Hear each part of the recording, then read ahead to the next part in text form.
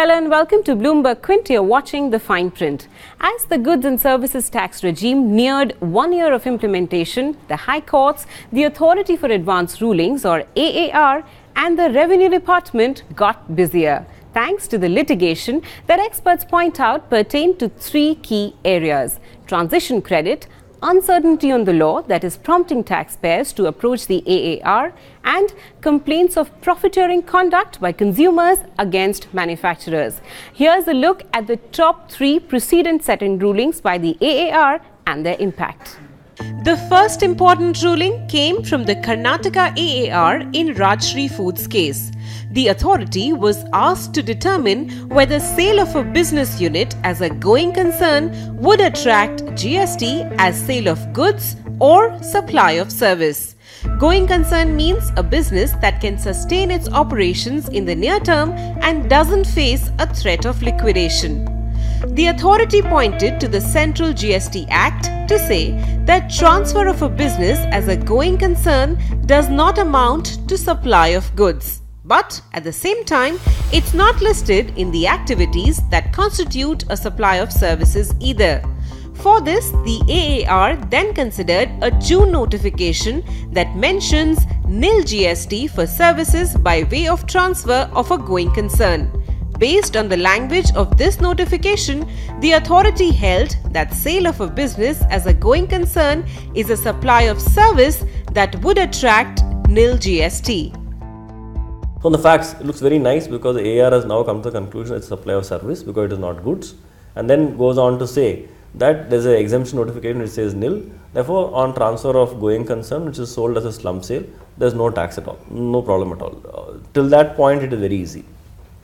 Where the issues start coming is that, according to me, if you treat this as merely a transfer of a going concern as a business which is being supplied outside the GST regime, then it's really a continuation of what is happening in the old business to the new business, and whatever credits which are there in the old business will get transitioned automatically to this. The minute you are going to say it's a service and it is exempt, the question comes is, what is there any credit which is attributable to this supply, common and otherwise, which needs to be reversed because it's a supply which is exempt.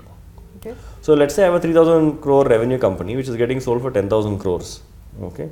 Then am I only to reverse, if any, the credit with respect to legal services and investment banking services or merchant banking services, or am I also to reverse credit with respect to a normal business? So valuation provisions and credit provisions have not been explained or have not been considered when this ruling has come, and that can have an impact on the actual transaction which happens. According to me, in a transfer of a going concern, which is really a supply of business, and the transaction only with respect to that, legal services, investment banking services, all of these are business expenses for the normal business to continue, and therefore should have been available fully with respect to these transactions. That's my view with respect to how But you may have availed of these services not for general business purposes but for the specific purpose of this transaction. In which case, certainly there is an argument to make that this needs to be reversed. But the problem is the minute you transact this to be entirely a case of exempt supply, whether for the purpose of treatment the department can go to the assessee and say your credit register is 1,000 crores, your output is 10,000 crores, all of which is exempt, your non-exempt output is only 3,000 crores, therefore proportionately 3 by 7, 3 by 10 you can eligible. So 70% of this 1,000 crores which is there in your books, you reverse. Can they say so? So that's where the issues start coming in. In the second important ruling, the Maharashtra Appellate Authority for Advanced Ruling overturned the AAR's decision and ruled in favor of JSW Energy. The company had entered into a job work arrangement with JSW Steel. As per the agreement, JSW Steel would supply coal and other inputs to JSW Energy to convert them into power. For this, JSW Energy will get job work charges. The AAR had held that this transaction would amount to manufacturing and not a job work transaction, thereby attracting a higher GST rate. The appellate authority ruled otherwise and held that any processing undertaken by a person on the goods belonging to another registered person qualifies as job work even if it amounts to manufacture. What they have said is that even if there is manufacturing involved in a job work transaction, it would still be a job work. And we don't need to distinguish and draw very fine lines between the two. But the implications of that are huge, right? Whether Absolutely. something gets qualified as job works versus Absolutely. manufacturing. You want to spell those implications out? Yeah, at a very broad level, what happens is people who do job work are typically SMEs. And an SME, when they do job work, their consideration is largely the processing fee. Now, they pay a GST on the processing fee. So, it is not that the processing fee is exempt. They pay GST on the processing fee, provided they are above the threshold. Now, when we term that same activity as a manufacture, what happens is that the value of the goods is considered for the purpose of determining the threshold exemption, and then it becomes a buy-sell transaction the moment we call it manufacture. Okay. And therefore, we have to bear in mind that SMEs are primarily the people who have faced a lot of difficulties in GST. Okay, can I simplify this? So, for instance, if I have this pen, if I am, let's say, giving you, the SME, the job work of putting, let's say, this cap on pens, okay, this is the job that you've been tasked with.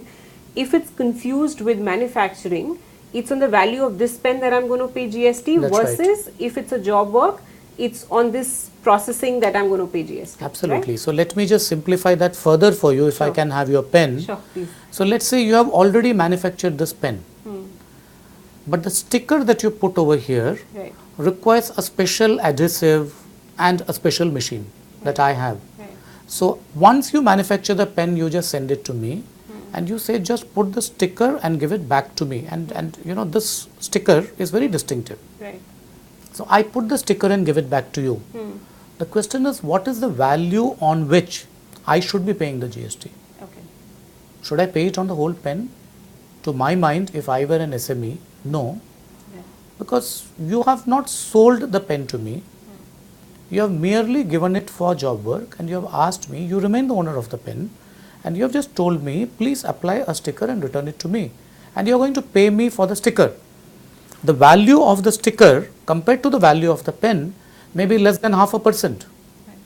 But if my consideration is 0.5% of the value of the product, but I have to pay 18% on the value of the product, that doesn't Then make you're any paying kind of out of sense. pocket. Absolutely.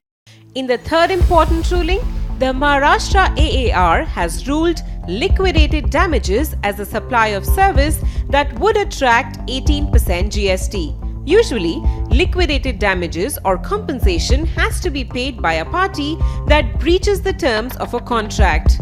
The authority pointed to the Central GST Act that lists agreeing to tolerate an act or situation as a supply of service. It stated that a delay has taken place which is being tolerated by the power utility in consideration for a price, that is, liquidated damages. This, the AAR held, is to be treated as a supply of service taxable at 18%. Traditionally, these were not considered as services because services always required you to put some industry into doing something active. So, passively not doing anything and getting a compensation was never considered to be a supply of service. Was that well settled in the earlier regime? In the pre-2012 regime, that is pre-negative list regime, it was very well settled. That we used to regularly argue that merely getting a payment is not meaning that I've made a supply. Okay. It has to be enumerated in the positive list, which used to always have a specific supply, specific type of service that you have to provide. Subject to service tax. Service tax. So therefore, general feeling was that right to tolerate an act or right to refrain from doing an act should not be treated as a supply of service because no industry has gone into earning this. But being a GST regime and a consumption based regime, world over the movement was towards having these kind of supplies treated as supply of services, and you pay a tax, another person takes credit of it because there is some value addition which is happening with respect to that. But even in those situations where it's a pure case of compensation for a loss because you have not made a supply, those are never considered to be taxable. So, for example, you go into you do a breach, you go to court, and the court orders that this is the amount that I am to make with respect to the compensation for the breach.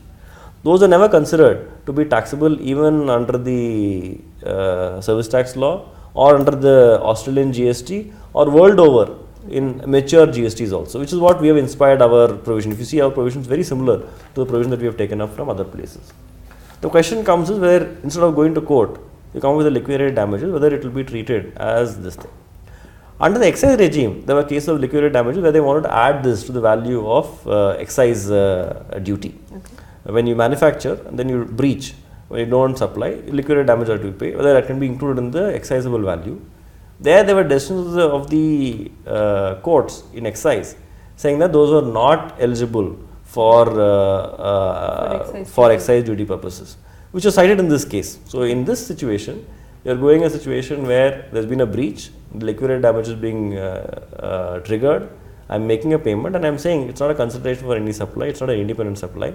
There are a variety of arguments being made. First being excise is not there, then I am saying nature of compensation. It is not an independent supply of right, tolerate and act because part and parcel of the contract itself. The advanced ruling decides that in the excise cases, on the particular facts of it, the consideration clause made a reference to the liquidated damages clause.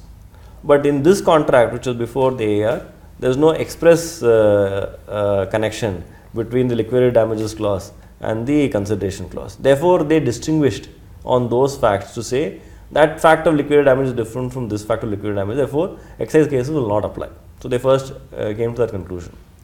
Thereafter, they said, according to us, right, tolerate and act, without going into the other cases which are there.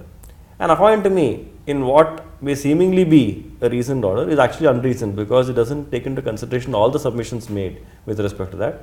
And they hold that liquidated damages is liable to tax as GST and is liable to tax at 18% of the entire thing. What is the implication for that?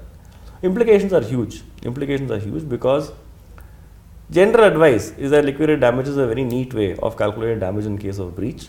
And there is no supply itself, there is no question of GST being there, it is merely a compensation being paid. And many companies have taken a view with respect to that, that is one. Second is, in power generation company, where the liquidated damages are actually triggered, there is no output supply at all, because electricity, as you know, is exempt from GST. So, on one side, there has been a breach, I have not received anything, I am getting compensation for it. In addition, I also have to take credit of the taxes which have been paid with respect to that, on which I cannot take any benefit because my output is zero. So, it creates an anomaly with respect to this transaction, specifically putting more pressure on the facts of the case. But the real thing is, according to me, that advanced ruling has come to a conclusion which I think is doesn't take into consideration all of that. It is also partly because the time limit specified to the officers to pass an order is fairly short. You can litigate this through to Supreme Court, but it will be like 20 years of litigation. Now you can pay tax and then close this litigation. That's where I think it's really the small and medium which is going to get affected. Because the big ones will still put up a fight. Big ones will still put up a fight, but that'll be 15 years from now by the time they get a real order on these things.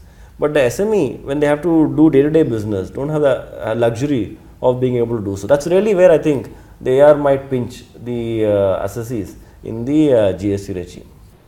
Both these experts also pointed out that a majority of the AAR rulings so far have gone in favor of the tax department. And while they are binding only on the companies involved in these cases, their persuasive value may tilt the scales in favor of the tax department in other states as well. In Mumbai, by Aswini Upadhyay.